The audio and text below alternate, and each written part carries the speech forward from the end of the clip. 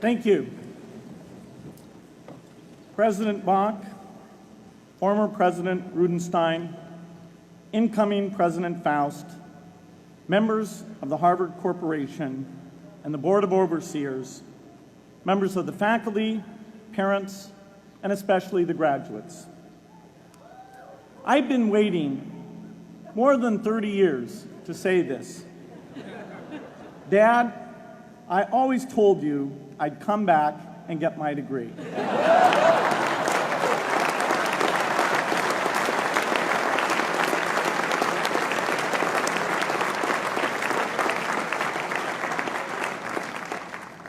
I want to thank Harvard for this honor.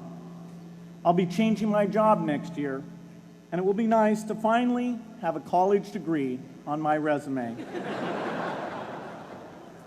I applaud the graduates for taking a much more direct route to your degrees. For my part, I'm just happy that the Crimson called me Harvard's most successful dropout. I guess that makes me valedictorian of my own special class. I did the best of everyone who failed. But I also want to be recognized as the guy who got Steve Ballmer to drop out of business school.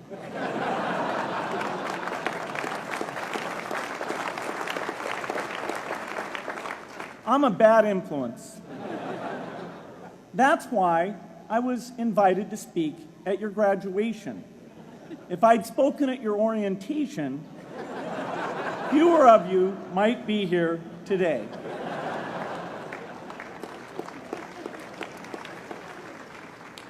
Harvard was a phenomenal experience for me. Academic life was fascinating. I used to sit in on lots of classes that I hadn't even signed up for. And dorm life was terrific. I lived up at Radcliffe in Currier House. There were always a lot of people in my dorm room late at night discussing things because everyone knew that I didn't worry about getting up in the morning. That's how I came to be the leader of the antisocial group. We clung to each other as a way of validating our rejection of all those social people. Radcliffe was a great place to live.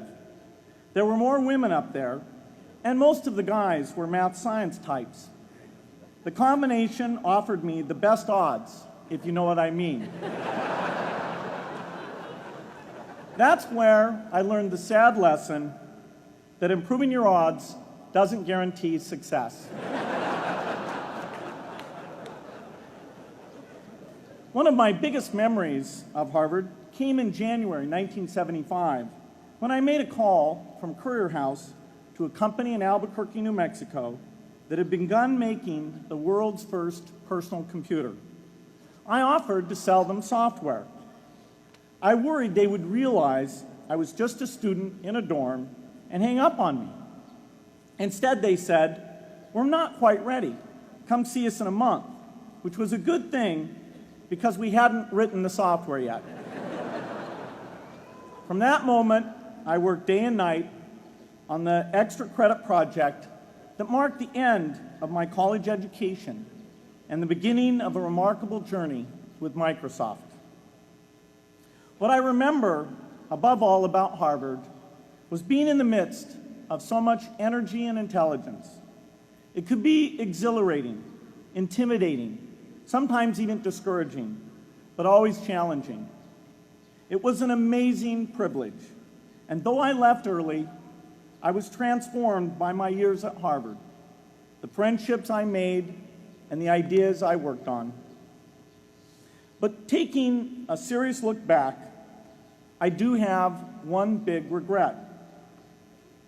I left Harvard with no real awareness of the awful inequities in the world, the appalling disparities of health and wealth and opportunity that condemn millions of people to lives of despair.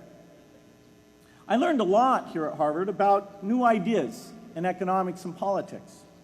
I got great exposure to the advances being made in the sciences.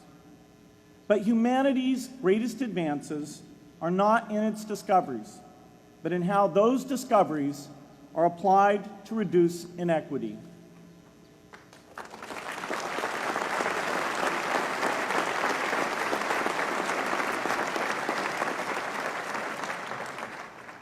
Whether through democracy, strong public education, quality health care, or broad economic opportunity, reducing inequity is the highest human achievement. I left campus knowing little about the millions of young people cheated out of educational opportunities here in this country. And I knew nothing about the millions of people living in unspeakable poverty and disease in developing countries. It took me decades to find out. You graduates came to Harvard at a different time. You know more about the world's inequities than the classes that came before. In your years here, I hope you've had a chance to think about how, in this age of accelerating technology, we can finally take on these inequities and we can solve them. Imagine, just for the sake of discussion, that you had a few hours a week and a few dollars a month to donate to a cause. And you wanted to spend that time and money where it would have the greatest impact in saving and improving lives. Where would you spend it? For Melinda and I, the challenge is the same. How can we do the most good for the greatest number with the resources we have? During our discussions on this question, Melinda and I read an article about the millions of children who are dying every year in poor countries from diseases that we had long ago made harmless in this country: measles, malaria, pneumonia, hepatitis B, yellow fever. One disease that I had never heard of, rotavirus, was killing 500,000 children each year, none of them in the United States. We were shocked. We had assumed that if millions of children were dying and they could be saved, the world would make it a priority to discover and deliver the medicines to save them. But it did not. For under $1, there were interventions that could save lives that just weren't being delivered. If you believe that every life has equal value, it's revolting to learn that some lives are seen as worth saving and others are not. We said to ourselves, this can't be true, but if it is true, it deserves to be the priority of our giving. So we began our work in the same way anyone here would begin it. We asked, how could the world let these children die? The answer is simple and harsh. The market did not reward saving the lives of these children, and governments did not subsidize it. So the children died because their mothers and fathers had no power in the market and no voice in the system. But you and I have both. We can make market forces work better for the poor if we can develop a more creative capitalism. If we can stretch the reach of market forces so that more people can make a profit, or at least earn a living, serving people who are suffering from the great inequities. We can also press governments around the world to spend taxpayer money in ways that better reflect the values of the people who pay the taxes. If we can find approaches that meet the needs of the poor in ways that generate profits for business and votes for politicians, we will have found a sustainable way to reduce inequity in the world. Now, this task is open-ended. It can never be finished. But a conscious effort to answer this challenge can change the world. I'm optimistic that we can do this. But I talk to skeptics who claim there is no hope.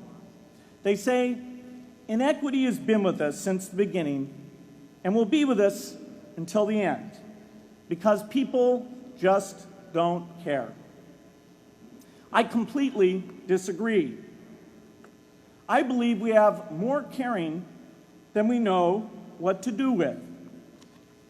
All of us here in this yard, at one time or another, have seen human tragedies that broke our heart, and yet we did nothing, not because we didn't care, but because we didn't know what to do. If we had known how to help, we would have acted. The barrier to change is not too little caring. It is too much complexity. To turn caring into action, we need to see a problem, see a solution, and see the impact. But complexity blocks all three steps. Even with the advent of the internet and 24-hour news, it is still a complex enterprise to get people to truly see the problems. When an airplane crashes, officials immediately call a press conference. They promise to investigate, determine the cause, and prevent similar crashes in the future. But if the officials were brutally honest, they would say, of all the people in the world who died today from preventable causes, 0.5% were on this plane. We're determined to do everything possible to solve the problem that took the lives of the 0.5%. The problem is not just the plane crash, but the millions of preventable deaths. We don't read much about these deaths. The media covers what's new, and millions of people dying is nothing new. So it stays in the background where it's easy to ignore. But even when we do see it or read about it, it's difficult to keep our eyes on the problem. It's difficult to look at suffering if the situation is so complex that we don't know how to help. And so we look away. If we can really see a problem, which is the first step, we come to the second step, cutting through the complexity to find a solution. Finding solutions is essential if we want to make the most of our caring. If we have clear and proven answers anytime an organization or individual asks, "How can I help?"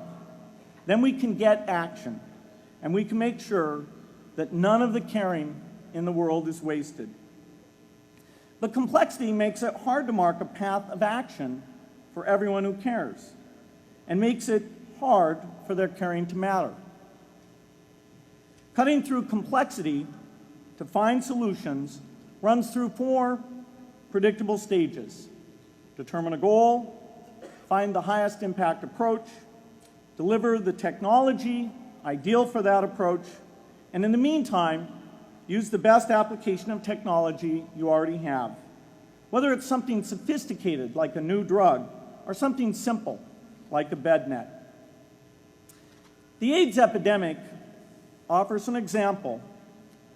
The broad goal, of course, is to end the disease.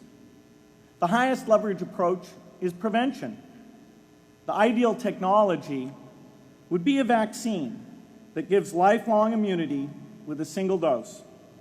So governments, drug companies, and foundations are funding vaccine research. But their work is likely to take more than a decade.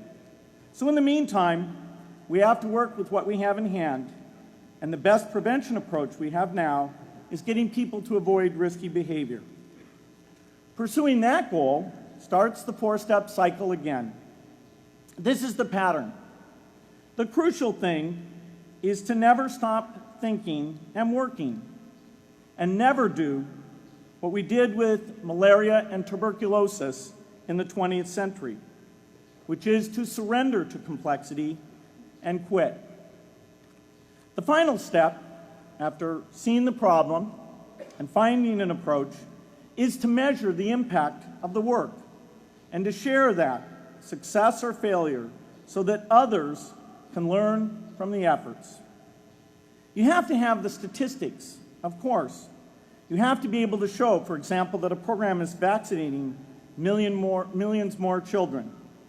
You have to be able to show, for example, a decline in the number of children dying from the diseases. This is essential not just to improve the program, but also to help draw more investment from business and government. But if you want to inspire people to participate, you have to show more than numbers. You have to convey the human impact of the work so people can feel what saving a life means to the families affected.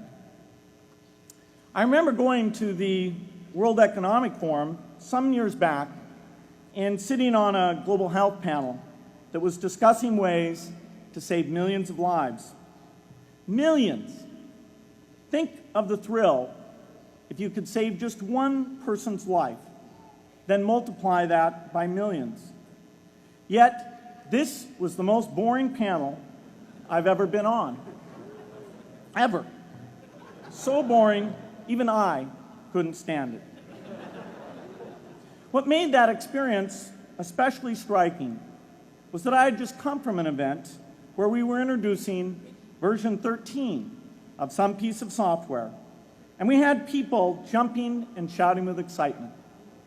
I love getting people excited about software, but why can't we generate even more excitement for saving lives? You can't get people excited unless you can help them see and feel the impact.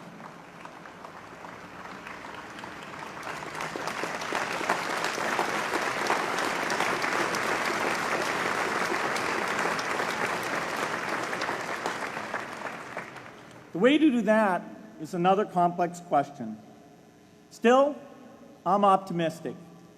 Yes, inequity has been with us forever, but the new tools we have to cut through complexity have not been with us forever. They are new.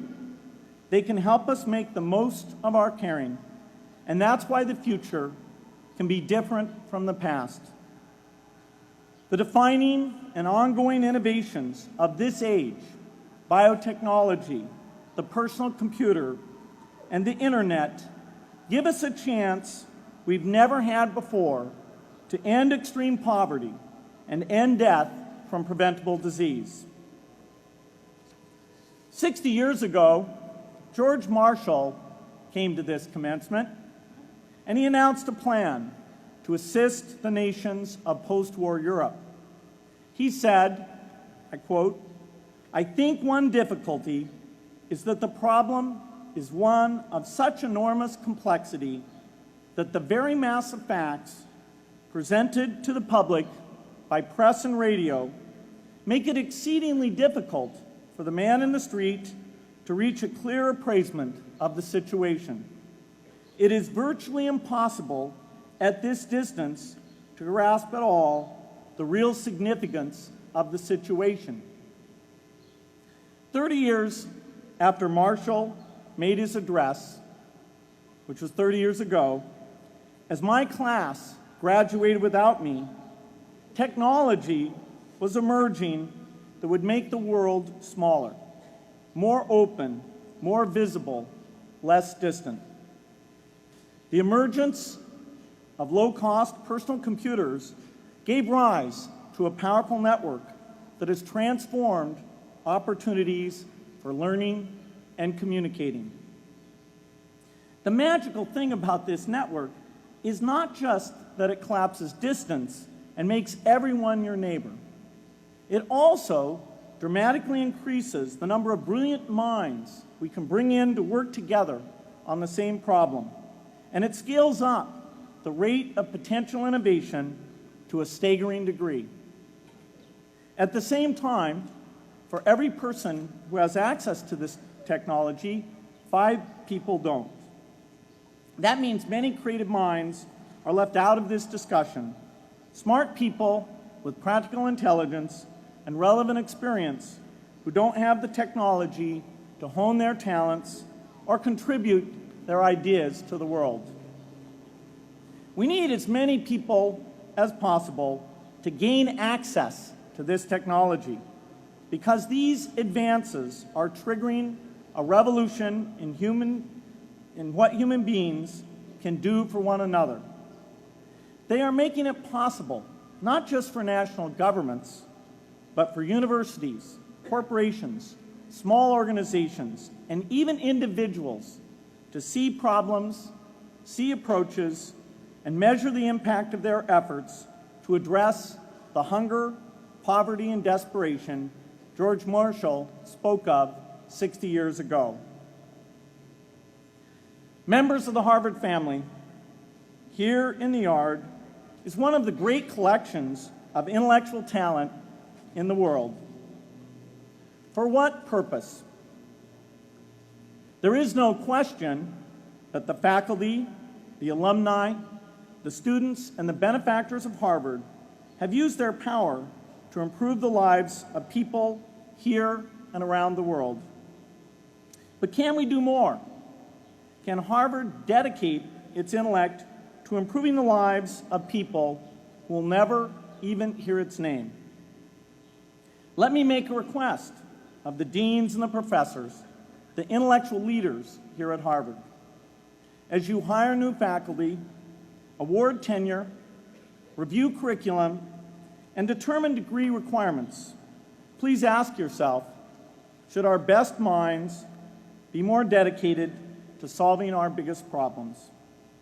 Should Harvard encourage its faculty to take on the world's worst inequities?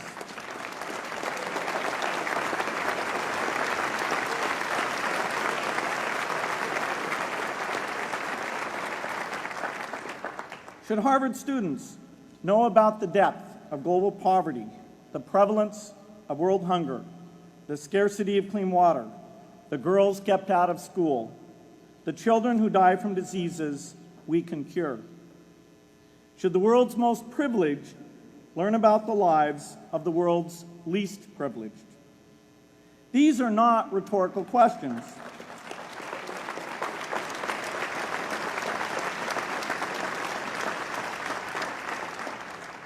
You will answer with your policies.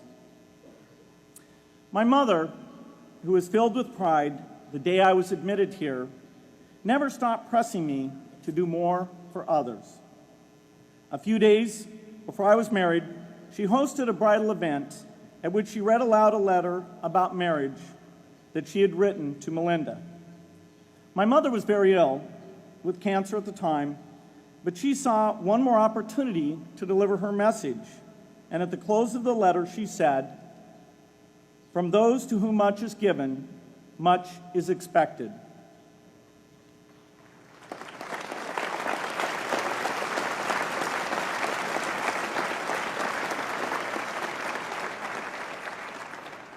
When you consider what those of us here in this yard have been given in talent, privilege, and opportunity, there is almost no limit to what the world has a right to expect from us.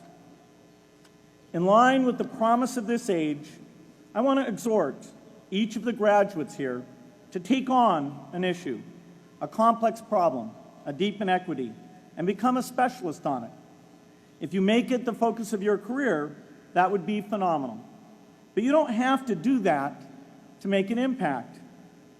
For a few hours every week, you can use the growing power of the internet to get informed, find others with the same interests, see the barriers, and find ways to cut through them. Don't let complexity stop you. Be activists. Take on big inequities. I feel sure it will be one of the great experiences of your lives. You graduates are coming of age in an amazing time. As you leave Harvard, you have technology that members of my class never had. You have awareness of global inequity, which we did not have. And with that awareness, you likely also have an informed conscience that will torment you if you abandon these people whose lives you could change with modest effort. You have more than we had. You must start sooner and carry on longer. And I hope you will come back here to Harvard 30 years from now and reflect on what you have done with your talent and your energy. I hope you will judge yourselves not on your professional accomplishments alone, but also on how well you have addressed the world's deepest inequities. on how well you treated people a world away who have nothing in common with you but their humanity. Good luck.